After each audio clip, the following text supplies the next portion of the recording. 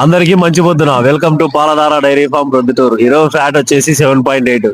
ఈ రోజే ఒక న్యూస్ ఉన్నాయి ఇన్స్టాలో నుంచి, ఒకసారి మీరు కూడా చూడండి.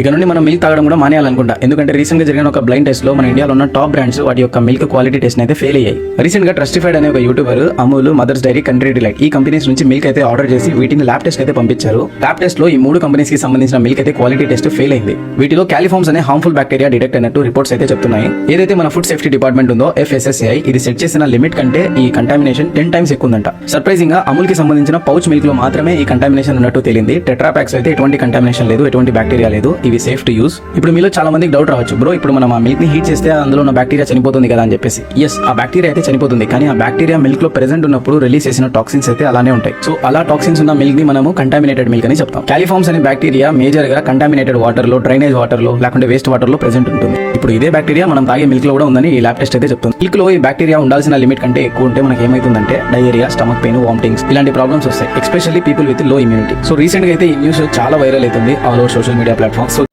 వీలైనంత వరకు మీరు ఎనుముల దగ్గర కానీ, లేదా మీ దగ్గరలో ఎవరైనా పాల కేంద్రాలు కానీ నార్మల్ గా లోకల్వి తీసుకోండి. ఎక్కువ కల్తీ జరుగుతున్నాయి, జాగ్రత్తగా ఉండండి. ఎందుకంటే పిల్లలు, పెద్దలు ఇళ్లలో ఉంటారు కాబట్టి.